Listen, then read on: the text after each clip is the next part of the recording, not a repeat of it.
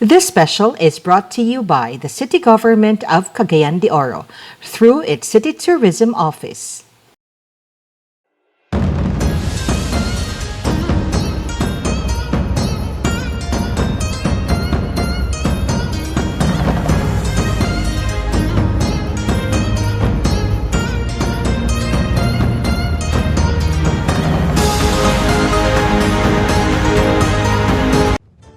Good morning, Taike, Hotsaki, and welcome back to our week-long virtual celebration of the Chinese New Year. Yesterday, we took you on a tour of the city where the many Chinese landmarks are located. Usa na didto mao ang Hua School, which used to be where the Dynasty Court Hotel is right now.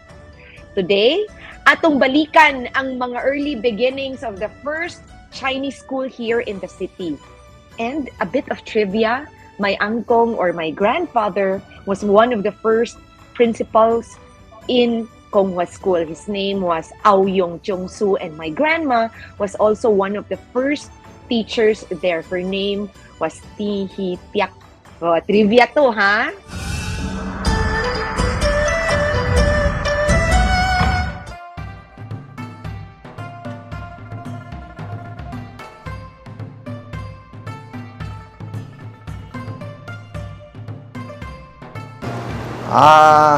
The Hua School was established before the World War II. No? That is around early 1930s. During the early 30s, two schools was established. No?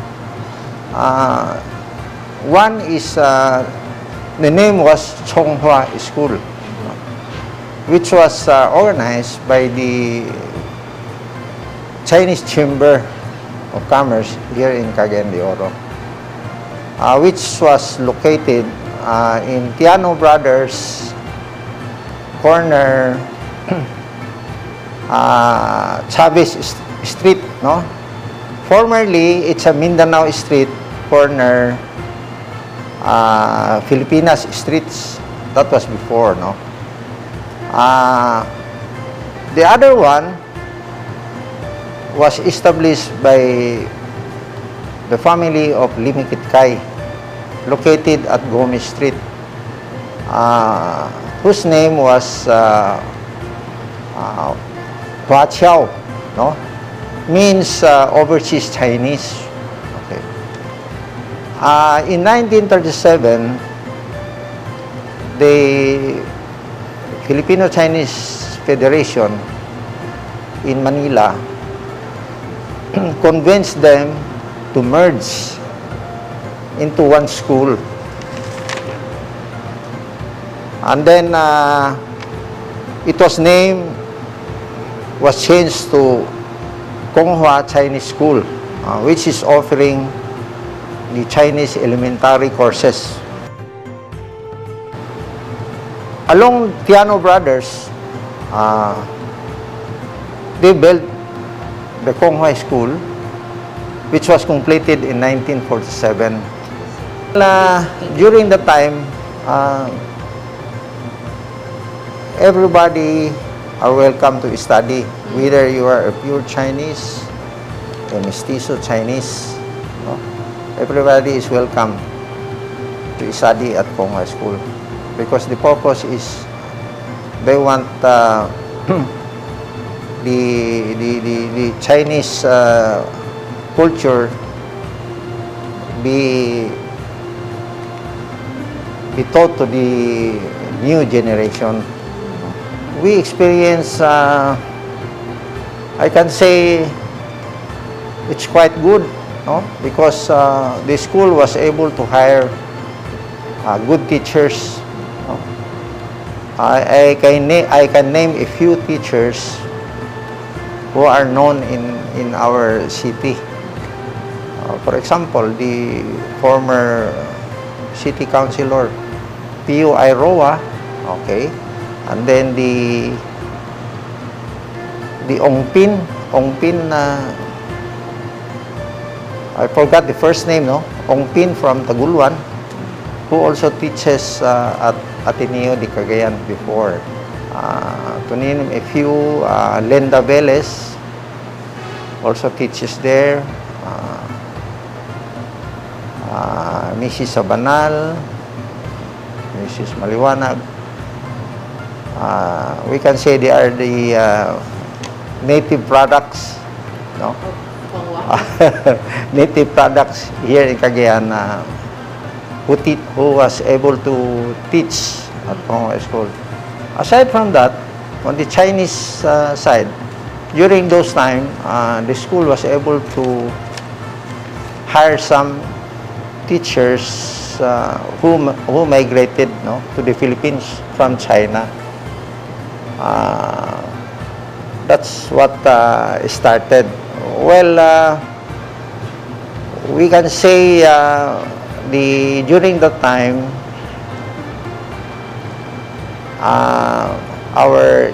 the standard of teaching, we are not far away from other school. For example, Ateneo de Cagayan, Lourdes College. No?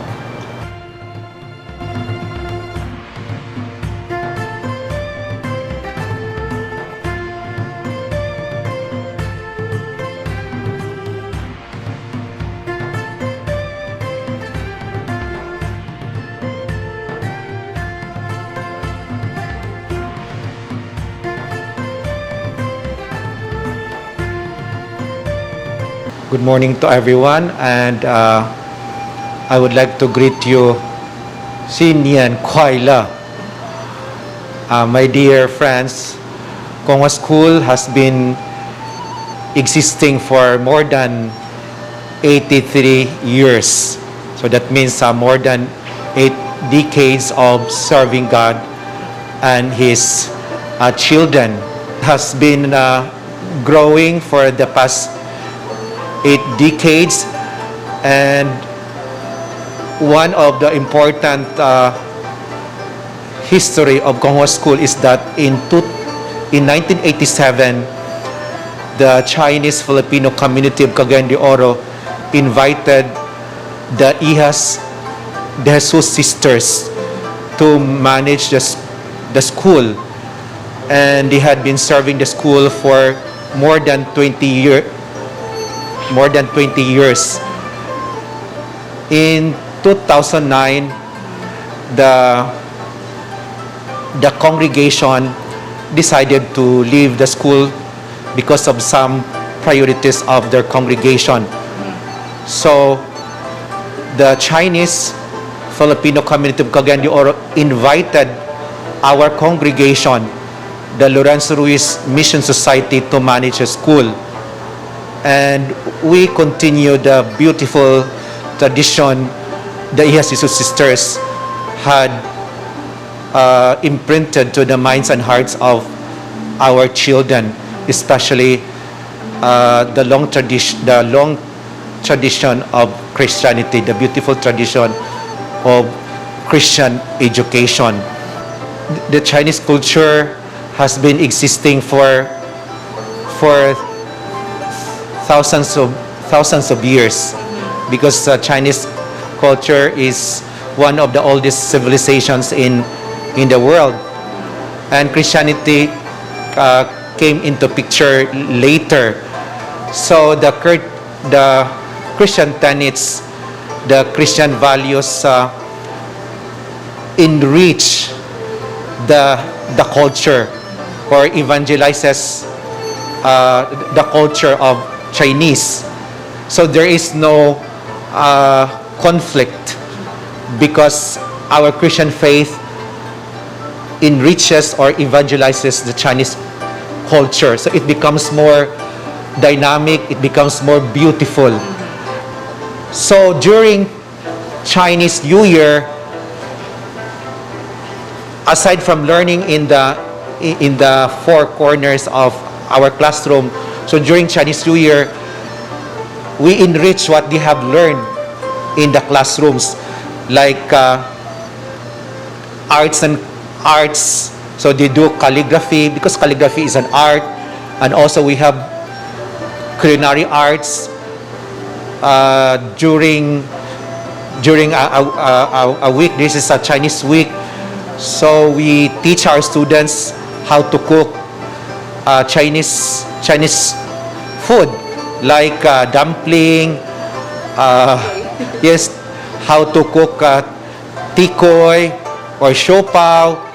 So this activity enriches our students, and also we have Chinese dances from the different provinces of China. So the knowledge of the students which they learn in the classroom is enriched during Chinese New Year, because it's a week-long celebration. And we always have Mass because of that filial piety, remembering our ancestors. Kung hipachoy sa ato ang mga kaigsuunang Chinese nga naa sa dakbayan sa Cagayan de Oro. Akong paginaot uban kaninyo sa tanan na komunidad, dili lang sa ato ang mga Chinese na amigo, dili lang sa ato ang mga Chinese nga kauban, kundi sa kinatibuk-an sa dakbayan sa Cagayan de Oro, pagpainaot nga unta atong pagatabuon ang ignunta Chinese New Year kauban kaninyo nga malinawon, masadyaon, malipayon bisan pa sa hulga sa COVID-19 sa ginatawag natong Omicron variant, mga kaigsunan. Uban sa inyong pagpahinaot pulso nga kanabang tagbuon nato gihapon ang bag-ong tuig na puno sa pagmaya, puno gihapon sa pagpasalamat sa labawong makagagahog nga nakasurvive kita, nakatagbo na pud kita sa bag-ong tuig diha sa atong mga kaigsunan, uban sa atong mga kaigsunang Chinese sa dakbayan sa Cagayan de Oro. Kung hipachoy, subli sa atong mga kaigsuunang Chinese nga naa sa dakbayan sa Cagayan de Oro. Subli kini si Konsehal Jan Michael Janjanseno, kung hipachoy kanatang tanan. Konhi Fatchay sa atong mga kaigsuunan sa Filipino-Chinese community, no?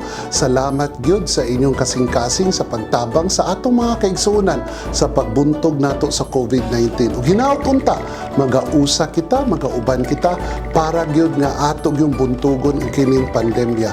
Ug hinaot unta nga magkaisa kita para sa Metro Cagayan de Oro.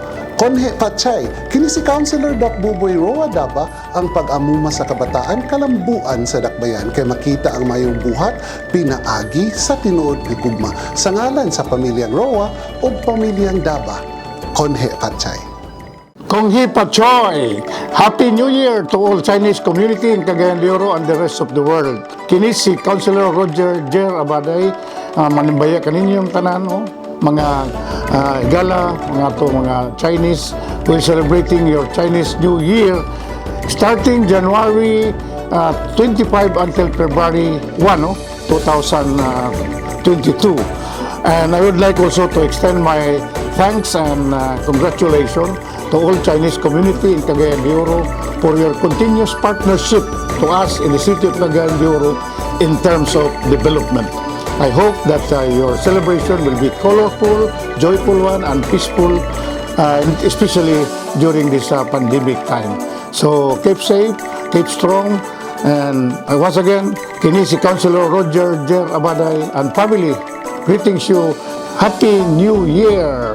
Kong Hip Pachoy! Ang tikoy is a popular staple during Lunar New Year celebrations in the Philippines. Ang iyang pagkapilit is a symbolism of the family togetherness, a desire of every Filipino-Chinese families. Unsaon man ang pagbuhat sa tikoy? Let's watch this.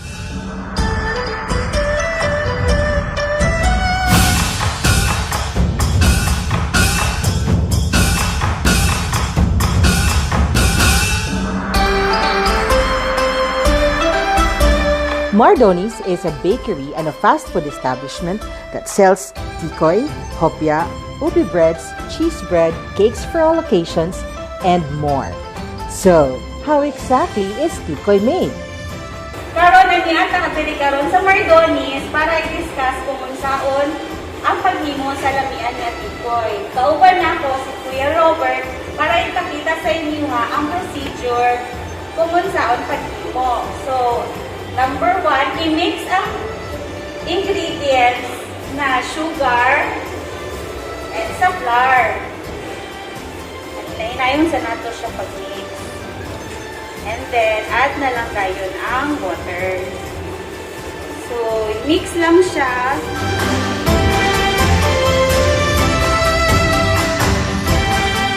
Mix well lang hangtod sa mawala na ang mga laman. Tikoy in Chinese means Nian Gao, which is Nian, meaning ana is unity, and then Gao is to grow. So it symbolizes unity to the family and prosperity.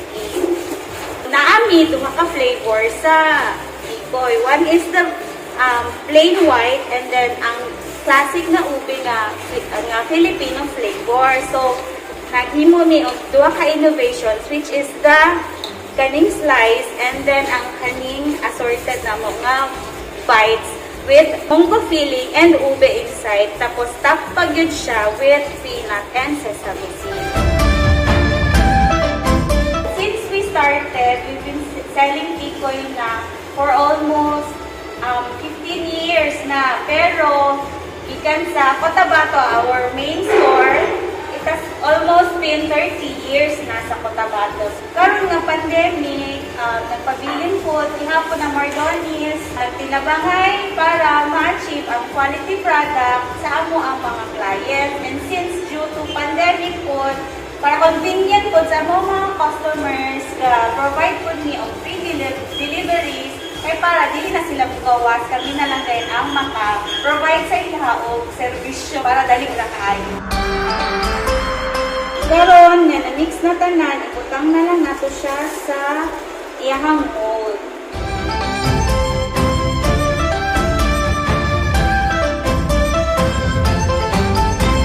Sa ako, since 100% pure Philip good siya, glutinous flour ang gamit, so pwede na siya i-serve na as it is, ganang pagkablini mo kaon siya diretsyo, pwede na siya. Pero, pwede na ginapon siya o ganang pan-fried with egg beaten or i-wrap siya sa lumpia wrapper and then i-fry food. Pwede na siya. Naapon ni mga instructions sa among box, makita na ninyo na sa kilid kung saan siya pag-luto. So, since na-transfer na siya sa mold, ato na rin siya i-steam for at least 1 hour.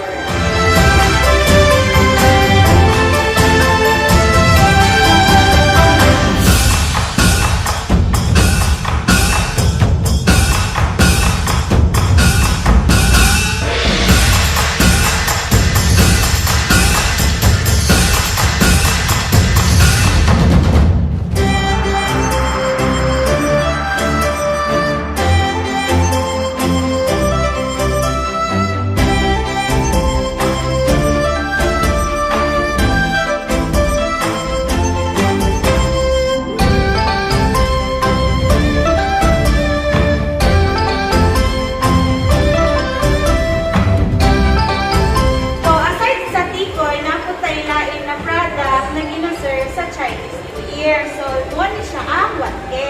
Ang watke, in Chinese, meaning is al-sawat, meaning to grow, and then ang kaning crack sa iyang center, one na siya ang pinag-ias, the smile siya. So, in Chinese, prosperity ang inahatag ang watke. So, may patcher na kaigala! Here is our Chinese New Year trivia question. What Chinese delicacy is a staple every Chinese New Year? Its stickiness is a representation of family togetherness.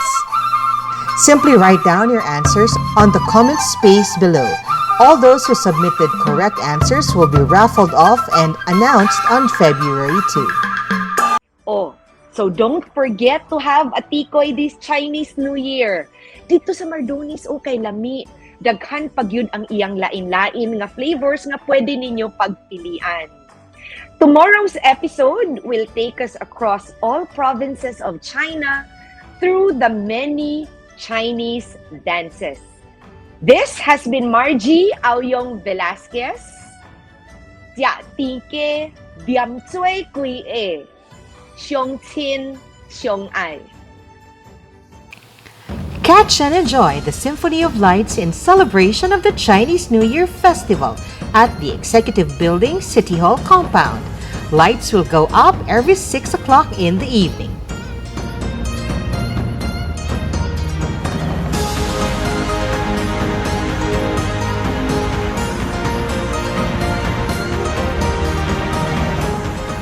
The City Government of Cagayan de Oro, through the City Tourism Office, thanks the following: the Filipino-Chinese Community Cagayan de Oro, City Information Office, Miss Rosa Go, Mr. Greg Lau and the Cagayan de Oro Bell Church Foundation Incorporated, Mr. Tomas Sia, CDO Volunteer Fire Brigade Incorporated, Olorama, Limkit Kai Center, Kakings, Grand Capri's Restaurant, Afong Restaurant, Kong Hua School, Oro Christian Grey School, Attorney Sam Tan, Mr. Tony Uy, the Chinese Chamber of Commerce, Miss Gwendolyn Chang, the Federation of Filipino-Chinese Catholic Women's Organization, Chef Ed De Chauco, Dr. Marie Aguilar Valdevilla, and Mr. Jeffrey Ventura.